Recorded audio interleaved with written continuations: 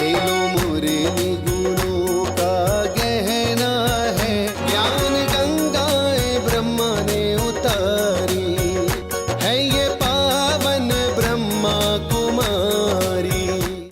ओम शांति। आज प्यारे बाप दादा के अनमोल मधुर महावाक्य हैं 17 जून 2026।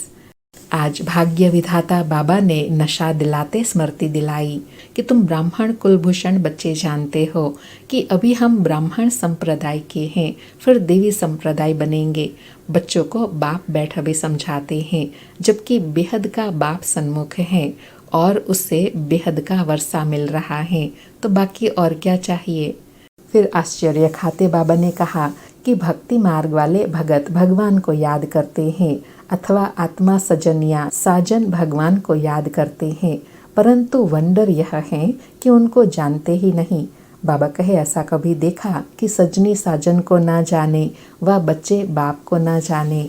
फिर रमणीक रूह रिहान करते कहा कि बाबा कहते हैं, लाडले बच्चे तुम मुझसे अपना वर्षा लेंगे ना? तो सब बच्चे कहते हैं, हाँ बाबा क्यों नहीं लेंगे। तो बाबा कहे, अच्छा चंद्रवंशी राम पद पाने में राजी होंगे? तुम क्या बनना चाहते हो? बाबा सौगात ले आए हैं, तुम सूर्यवंशी लक्ष्मी को वरेंगे या चंद्रवंशी सीता को वरेंगे? तो बाबा कहे, तुम अपनी शक्ल देखो, अर्थात पुरुषार्थ का आईना देखो कि हम श्री नारायण व श्री लक्ष्मी को वरने लायक बने हैं। और साथ में कहा कि सतयुग है सूर्यवंशी राजाई पद, सेकंड ग्रेड है चंद्रवंशी। बाबा कहे, जैसे air condition first class second class होता है ना, तो सतयुग की पूरी राजधानी एयर कंडीशन समझो। कहे, साहूकार आदमी टिकट लेंगे तो एयर कंडीशन की लेंगे। तो बाबा कहे, तुम्हारे में भी साहूकार कौन बनते हैं? जो अपना सब कुछ बाबा को दे देते हैं। बाबा यह सब कुछ आपका है, अर्थात जो तन मन धन से सरेंडर हो जाते हैं, ट्रस्टी बन जाते हैं। ऐसे सरेंडर होने वाले ही एयर कंडीशन टिकट लेते हैं। फिर भारत की महिमा बताते कहा कि भारत की महिमा तो बहुत है, भारत जैसा ऊंच देश कोई हो नहीं सकता, क्योंकि भारत परमपिता परमात्मा का बर्थ प्लेस है। यह राज कोई की भी बुद्धि में नहीं बैठता। परमात्मा ही सबको सुख शांति देते हैं आधा कल्प के लिए। भारत ही नंबर 1 तीर्थ स्थान बनता है। सुनते हैं प्यारे बाप दादा के अनमोल मधुर महावाक्य। आज बाबा कहे, मीठे बच्चे सूर्यवंशी राज्य पद लेने के लिए अपना सब कुछ बाप पर स्वाहा करो। सूर्यवंशी राज्य पद अर्थात एयर कंडीशन टिकट। आज मुरली से प्रश्न है, इस दुनिया में तुम बच्चों से अधिक खुश नसीब कोई भी नहीं, कैसे? उत्तर में बाबा कहे, तुम बच्चों के सन्मुख बेहद का बाप हैं, उनसे तुम्हें बेहद का वर्षा मिल रहा है। तुम इस समय बेहद के बाप, टीचर और सतगुरु का बनकर उससे बेहद की प्राप्ति करते हो।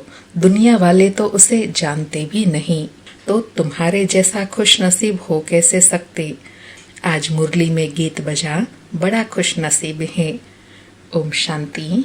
ब्राह्मण कुलभूषण बच्चे जानते हैं, क्या जानते हैं कि अभी हम ब्राह्मण संप्रदाय के हैं, फिर देवी संप्रदाय बनेंगे। बच्चों को बाप बैठ समझाते हैं, जबकि बेहद का बाप सन्मुख है और उससे बेहद का वर्षा मिल रहा है। बाकी और क्या चाहिए? बाबा कहे, बेहद का बाप मिल गया और उनका वर्षा मिल गया, और क्या चाहिए? भक्ति मार्ग कब से चला आता है यह कोई को पता नहीं है। भक्ति मार्ग वाले भगत भगवान को अथवा ब्राइड्स सजनिया ब्राइड ग्रूम साजन को याद करते हैं, परंतु वंडर है कि उनको जानते नहीं। ऐसा कभी देखा कि सजनी साजन को न जाने? नहीं तो याद कर ही कैसे सकती। बाबा कहे, सजनी साजन को ना जाने तो फिर याद कैसे कर सकती। लेकिन यहाँ बाबा कहे, वंडर है, आत्मा सजनिया अपने अलौकिक साजन शिव बाबा को भूल जाती है। बाबा कहे, भगवान तो सबका बाप ठहरा, बच्चे बाप को याद करते हैं, परंतु पहचान बिगर याद करना सब व्यर्थ हो जाता है। इसलिए याद करने से कोई फायदा नहीं निकलता। याद करते कोई भी उस एम ऑब्जेक्ट को पाते नहीं। भगवान कौन है, उससे क्या मिलेगा, कुछ भी नहीं जानते। इतने सब धर्म, क्राइस्ट, बौद्ध आदि प्रिसेप्टर अथवा धर्म स्थापन करने वालों को उनके फॉलोअर्स याद करते हैं, परंतु उनको याद करने से हमको क्या मिलेगा कुछ भी पता नहीं है। बाबा कहे बस याद करते हैं, लेकिन याद से क्या मिलना है यह नहीं जानते। बाबा कहे इससे तो जिस्मानी पढ़ाई अच्छी है, एम ऑब्जेक्ट तो बुद्धि में रहती है ना। बाबा कहे इससे तो पढ़ाई अच्छी है, बुद्धि में रहता तो है ना, हम इस पढ़ाई से यह पद पाएंगे। बाबा कहे बाप से क्या मिलता है, टीचर से क्या मिलता है और गुरु से क्या मिलता है, यह और कोई भी नहीं समझ सकते हैं। तुम यहाँ बाप के, फिर टीचर के, फिर सतगुरु के बनते हो। बाप और टीचर से गुरु ऊंच होता है। अभी तुम बच्चों को निश्चय हुआ है, कौन सा, कि हम बाप के बने हैं। बाबा हमको 5000 वर्ष पहले मुआफिक आकर के स्वर्ग का मालिक बनाते हैं अथवा शांति धाम का मालिक बनाते हैं। बाप कहते हैं लाडले बच्चे, तुम मुझसे अपना वर्षा लेंगे ना। सब कहते हैं हाँ बाबा, क्यों नहीं लेंगे। तो बाबा कहे अच्छा, चंद्रवंशी राजपद पाने में राजी होंगे, तुमको क्या चाहिए। बाप सौगात ले आए हैं, तुम सूर्यवंशी लक्ष्मी नारायण को वरेंगे या चंद्रवंशी सीता को। तुम अपनी शक्ल तो देखो, श्री नारायण को व श्री लक्ष्मी को वरने लायक हो। बाबा कितना प्यार से पूछकर रियलाइज करा रहे हैं कि बच्चे मैं आया हूँ तुमको वर्षा देने के लिए, तो तुम कौन सा वर्षा लेंगे, क्या पद पाएंगे। उसके लिए बाबा कहे अपनी चेकिंग करनी है, स्वयं को पात्र बनाना है। बाबा कहे बिगर लायक बनने के वर कैसे सकते। अब बाप बैठ समझाते हैं, हूबहू जैसे कल्प पहले समझाया था फिर से समझा रहे हैं। तुम फिर से आकर वर्षा ले रहे हो, तुम्हारी एम ऑब्जेक्ट ही है, कौन सी, बेहद के बाप से बेहद का वर्षा लेने की। वह है सूर्यवंशी राज्य पद, सेकेंड ग्रेड है चंद्रवंशी। जैसे air condition first class second class होता है ना, तो सतयुग की पूरी राजधानी एयर कंडीशन समझो। बाबा कहे तो एयर कंडीशन से ऊंच तो कुछ होता नहीं, फिर है फर्स्ट क्लास। तो अब बाप कहते हैं तुम एयर कंडीशन का सूर्यवंशी राज्य पद लेंगे व चंद्रवंशी फर्स्ट क्लास का, उससे भी कम तो फिर सेकेंड क्लास में नंबरवार वारिस बनो, फिर तुम पीछे पीछे आकर राज्य पाएंगे। नहीं तो थर्ड क्लास प्रजा, फिर उनमें भी टिकट रिजर्व होती है। बाबा कहे थर्ड क्लास में भी टिकट रिजर्व होती है, first class reserve, second class reserve, नंबरवार दर्जे होते हैं ना। बाकी सुख तो वहाँ है ही, अलग अलग कंपार्टमेंट है ना। साहूकार आदमी टिकट लेंगे एयर कंडीशन की, तुम्हारे में साहूकार कौन बनते हैं। तो बाबा पूछे आप बच्चों में साहूकार कौन बनते हैं, जो सब कुछ बाप को दे देते हैं। बाबा यह सब कुछ आपका है, भारत में ही महिमा गाई हुई है। तो बाबा कहे आप बच्चों में साहूकार कौन बनते हैं, जो अपना सब कुछ बाबा के आगे सरेंडर करते हैं। बाबा कहे भारत में ही महिमा गाई हुई है, सौदागर, रत्नागर, जादूगर, यह महिमा है बाप की, न कि श्री कृष्ण की। श्री कृष्ण ने तो वर्षा लिया, सतयुग में प्रालब्ध पाई, वह भी बाबा का बना। प्रालब्ध कहाँ से तो पाई होंगे ना, लक्ष्मी नारायण सतयुग में प्रालब्ध भोगते हैं। अब तुम बच्चे अच्छी रीति जानते हो, जरूर उन्होंने पास्ट में प्रालब्ध बनाई होंगे ना। बाबा कहे सतयुग में नंबर 1 जन्म में इतनी प्रालब्ध पाई है, तो जरूर पास्ट जन्म में ही पुरुषार्थ किया होगा। बाबा कहे नेहरू की प्रारब्ध कितनी अच्छी थी, जरूर अच्छे कर्म किए थे, बिगर ताज भारत का बादशाह था। भारत की महिमा तो बहुत है, भारत जैसा ऊंच देश कोई हो नहीं सकता। भारत परमपिता परमात्मा का बर्थ प्लेस है, यह राज कोई की भी बुद्धि में नहीं बैठता। परमात्मा ही सबको सुख शांति देते हैं। आधा कल्प के लिए भारत ही नंबर 1 तीर्थ स्थान है, परंतु ड्रामा अनुसार एक बाप को भूलने से सृष्टि की हालत कैसी हो गई है। इसलिए शिव बाबा फिर से आते हैं, निमित्त तो कोई बनते हैं ना। बाबा कहे जो तुम थे वह भूल गए हो, इसलिए बाबा फिर से स्मृति दिलाते हैं। स्मृति दिलाने के कोई तो निमित्त बनते हैं ना। बाबा कहे अब बाप कहते हैं अशरीरी भव, अपने को आत्मा निश्चय करो। मैं आत्मा किसके संतान हूँ यह कोई जानते नहीं, वंडर है ना। कहते भी हैं ओ गॉड फादर रहम करो। बाबा कहे कहते भी हैं फिर भी नहीं जानते। शिव जयंती भी मनाते हैं, परंतु वह कब आए थे कोई को पता नहीं। और यह है 5000 वर्ष की बात। बाप ही आकर नई दुनिया सतयुग स्थापन करते हैं। सतयुग की आयु लाखों वर्ष तो है नहीं, तो घोर अंधियारा है ना। गीता का उपदेश कितना आकर सुनते हैं, परंतु न पढ़ाने वाले न पढ़ने वाले कुछ समझते हैं। बाप कितना सहज कर समझाते हैं। सिर्फ बाप को याद करो, गृहस्थ व्यवहार में रहते कमल फूल समान बनो। विष्णु को ही सब अलंकार दिए हैं, शंख भी दिया है, फूल अर्थात कमल भी दिया है। वास्तव में देवताओं को थोड़े ही दिया जाता है। यह कितनी गुह्य गंभीर बातें हैं। बाबा कहे यह ज्ञान की कितनी गुह्य समझने वाली बातें हैं। इसका सब आध्यात्मिक रहस्य है। बाबा कहे है ब्राह्मणों के अलंकार, परंतु ब्राह्मणों को कैसे देवे। आज ब्राह्मण है, कल शूद्र बन पड़ते हैं। ब्रह्मा कुमार ही शूद्र कुमार बन पड़ते हैं। इसलिए बाबा कहे संपूर्ण रूप को यह निशानी दे दिया है, अलंकार दे दिए हैं। बाबा कहे माया देरी नहीं करती।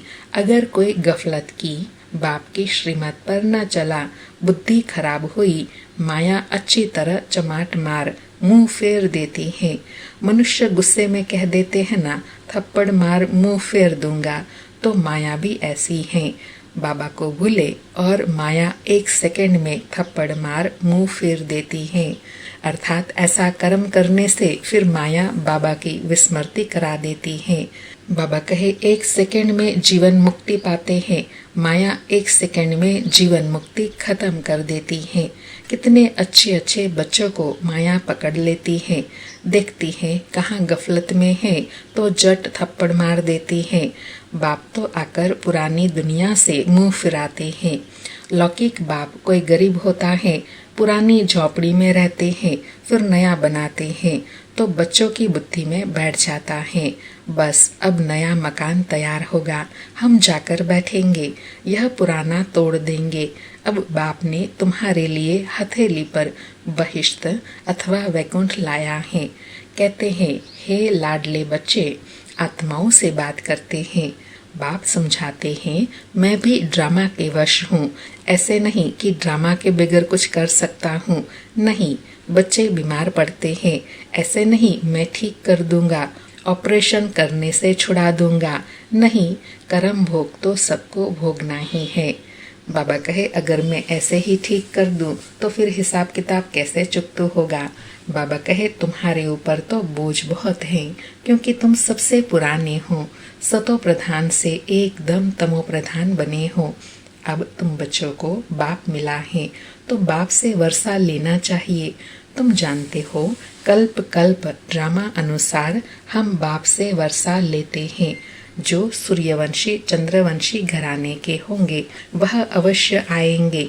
जो देवता थे फिर शूद्र बन गए हैं, फिर वही ब्राह्मण बन देवता संप्रदाय बनेंगे। यह बातें बाप बिगर कोई समझा न सके। बाप को तुम बच्चे कितने मीठे लगते हो। कहते हैं तुम ही कल्प पहले वाले मेरे बच्चे हो। मैं कल्प कल्प तुमको आकर पढ़ाता हूँ। कितनी वंडरफुल बातें हैं। बाबा कहे कितनी वंडरफुल बातें हैं। कल्प पहले वाली बाबा स्मृति दिलाते हैं। निराकार भगवान वाच, शरीर से वाच करेंगे ना, शरीर अलग हो जाता है तो आत्मा वाच नहीं कर सकती। अर्थात बाबा कहे शरीर और आत्मा दोनों अलग अलग हो जाते हैं तो आत्मा कैसे बोल सकती है। बाबा कहे अब बाप कहते हैं अशरीरी भव। ऐसे नहीं कि प्राणायाम आदि चढ़ाना है, नहीं। समझना है मैं आत्मा अविनाशी हूँ। मेरी आत्मा में 84 जन्मों का पार्ट भरा हुआ है। बाप खुद कहते हैं मेरी आत्मा भी जो एक्ट करती है वह सब पार्ट भरा हुआ है। भक्ति मार्ग में वहाँ पार्ट चलता है, फिर ज्ञान मार्ग में यहाँ आकर ज्ञान देता हूँ। भक्ति मार्ग वालों को ज्ञान का पता ही नहीं है। कोई ने शराब पिया नहीं तो टेस्ट का कैसे पता हो। ज्ञान भी जब लेवे तब पता पड़े, ज्ञान से सद्गति होती है। बाबा ने कितनी गुह्य बात समझाई कि किसी ने कोई चीज का टेस्ट ही नहीं किया हो तो उसकी वैल्यू उसको कैसे पता चले। जब टेस्ट करे तब पता चले क्या प्राप्ति होती है। ऐसे बाबा कहे ज्ञान है, ज्ञान से सद्गति होती है। तो जरूर ज्ञान सागर ही सद्गति कर सकते हैं। बाप कहते हैं मैं सर्व का सद्गति दाता हूँ। सर्वोदया लीडर है ना, कितने किस्म किस्म के हैं। वास्तव में तो सर्व पर दया करने वाला बाप है। बाप से कहते हैं हे भगवान रहम करो, तो सब पर रहम वो करते हैं। बाकी सब है हद के रहम करने वाले। बाप तो सारी दुनिया को सतो प्रधान बनाते हैं, उसमें तत्व भी सतो प्रधान बन जाते हैं। यह काम है ही परमात्मा का। बाबा कहे सर्व पर दया करना यह काम है ही परमात्मा का। बाबा कहे सारी दुनिया माना उसमें तत्व पशु प्राणी मनुष्य सब आ जाते हैं। तो सर्वोदया का अर्थ कितना बड़ा है, एकदम सब पर दया कर लेते हैं। स्वर्ग की स्थापना में कोई भी दुख नहीं होता है। वहाँ नंबर 1 फर्नीचर वैभव आदि मिलते हैं। दुख देने वाले जानवर मक्खी आदि कोई नहीं होते।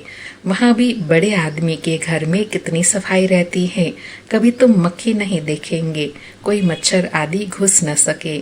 स्वर्ग में कोई की ताकत नहीं जो आ सके।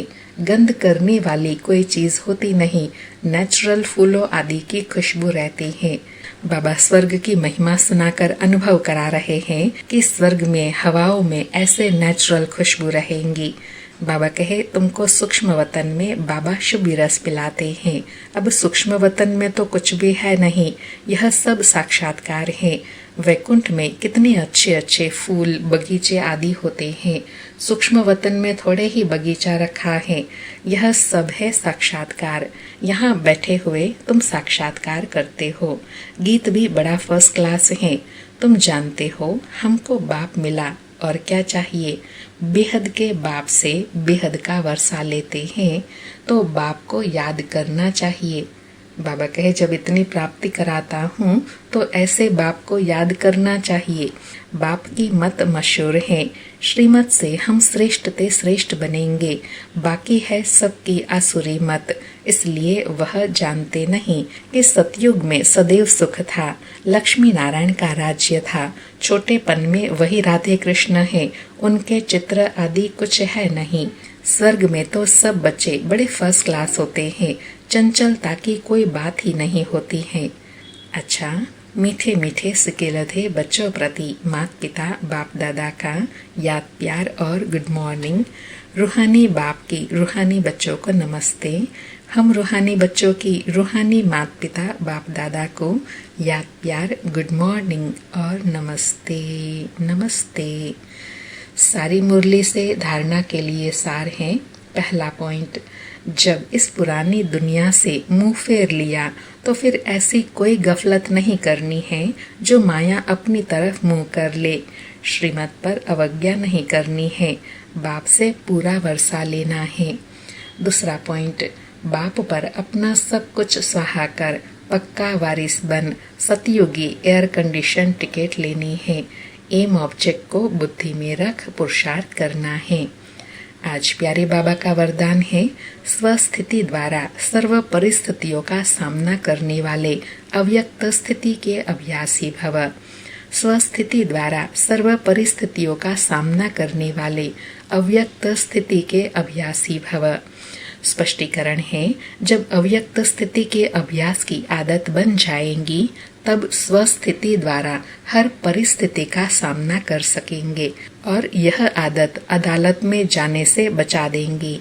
इसलिए इस अभ्यास को जब नेचुरल और नेचर बनाओ तब नेचुरल कैलेमिटीज हो, क्योंकि जब सामना करने वाले स्वस्थिति में हर परिस्थिति को पार करने की शक्ति धारण कर लेंगे तब पर्दा खुलेगा। इसके लिए पुरानी आदतों से, पुराने संस्कारों से, पुरानी बातों से पूरा वैराग चाहिए।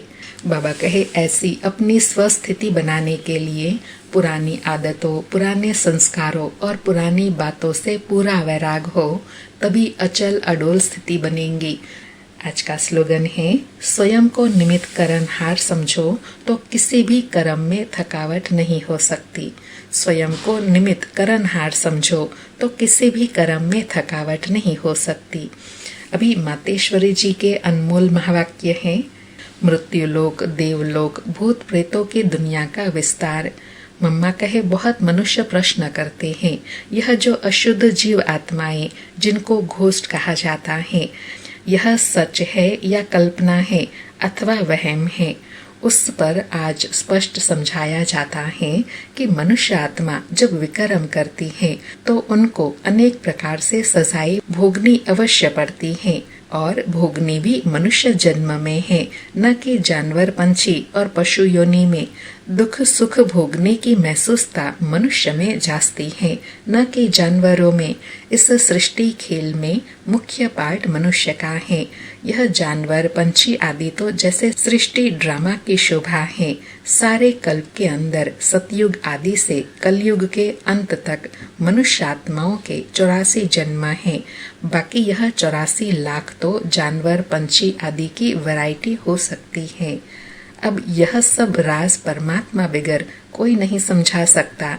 आत्माओं का निवास स्थान है ब्रह्म महातत्व अर्थात निराकारी दुनिया। बाकी इन जानवरों की आत्माएं ब्रह्म तत्व में नहीं जा सकती। वह इस आकाश तत्व के अंदर ही पार्ट बजाती हैं। उन्हों का भी मर्ज इमर्ज का और सतो रजो तमो में आने का पार्ट होता है। इसलिए प्रकृति के बहुत विस्तार में न जाकर पहले हम अपनी आत्मा का कल्याण करें, अर्थात मन मना भव। मम्मा कहे, इन सब बातों के विस्तार में जाने से अच्छा है कि जिसमें अपना कल्याण है उसमें स्थित हो जाए, अर्थात मन मना भव स्थिति में स्थित हो जाए। मम्मा कहे, अब आते हैं मनुष्य आत्मा पर। तो जो आत्माएं अशुद्ध कर्म करने से विकर्म बनाते हैं, वो अपने अशुद्ध संस्कार अनुसार जन्म मरण के चक्र में आई आदि मध्य अंत अर्थात मरने के समय अपने ही किए हुए विकर्मों का साक्षात्कार पाई सूक्ष्म में सजा भोगती है। इस थोड़े समय में अनेक जन्मों का दुख महसूस होता है। फिर शरीर छोड़ जाकर गर्भ में दुख भोगती है और फिर संस्कार अनुसार ऐसे माता पिता के पास जन्म ले वहाँ भी अपने जीवन में सुख दुख भोगती है। इसको कहा जाता है आदि मध्य अंत। मम्मा कहे, परंतु कोई कोई आत्मा को जल्दी शरीर नहीं मिलता है। वह आकारी रूप में इस आकाश तत्व के अंदर घोस्ट बन भटकती रहती है। वह भी एक सजा है, अर्थात भोगना है। उस अशुद्ध जीव आत्मा के साथ किसी का हिसाब किताब होता है तो वो उनमें प्रवेश कर उनको दुख देती है, अर्थात हिसाब किताब चुकतू कर फिर जाकर अपना शरीर धारण करती है। कोई जीव आत्मा तो जिसमें प्रवेश करती है उनको बहुत मारती भी है, बहुत कष्ट देती है, परंतु यह सब हिसाब किताब के अंदर भोगने का प्रकार है। मम्मा ने कितनी सूक्ष्म बात बताई कि यह जो भी चलता है, चाहे घोस्ट प्रवेश करती है या फिर वो प्रवेश कर मार पिटाई करती है या जो भी तंग करती है, दुख देती है, यह सब भोगना के अंदर आता है। यह सब भोगना के प्रकार है। मम्मा कहे, जो सभी मनुष्य तन में ही सुख दुख महसूस होता है। यह तो आपको समझाया गया है कि जो आत्माएं मुक्ति धाम से इस साकारी खेल में आती है वो बीच में वापस मुक्ति धाम में जा नहीं सकती, परंतु अपने किए हुए अशुद्ध शुद्ध कर्मों अनुसार संस्कार ले सुख दुख के चक्कर में आती हैं। सभी आत्माओं का पुनर्जन्म होता है, सिर्फ एक परमात्मा का नहीं होता है। मम्मा कहे, जो आत्मा जैसा कर्म करती है उसी कर्मों के अनुसार उसका पुनर्जन्म होता है। अच्छा, आज के अव्यक्त इशारे हैं, सदा हर्षित रहने के लिए अपनी नेचर को सरल बनाओ, सहनशील बनो। बाबा कहे, बाप दादा को सबसे प्यारे साफ दिल वाले बच्चे हैं। साफ दिल सदा बाप दादा के दिल तक तनशीन है। वे वृत्ति में, दृष्टि में, बोल में, संबंध संपर्क में सरल और स्पष्ट एक समान दिखाई देते हैं। सरलता की निशानी है दिल दिमाग बोल एक समान, दिल में एक बोल में दूसरा। यह सरलता की निशानी नहीं है। सरल स्वभाव वाले सदा निर्माण चित, निरहंकारी, निस्वार्थ होते हैं। वे सरल चित, सरल वाणी, सरल वृत्ति, सरल दृष्टि वाले होते हैं। बाबा ने सरल आत्मा की निशानी बड़ी सिंपल बताई कि उनके दिल, दिमाग और बोल एक समान होंगे, जिसको कहते हैं ना अंदर बाहर एक समान होंगे। जिनका चित्त सरल होता है, वाणी भी सरल, वृत्ति भी सरल और दृष्टि भी सरल होती है। अच्छा, ओम शांति। शुक्रिया बाबा, शुक्रिया मम्मा।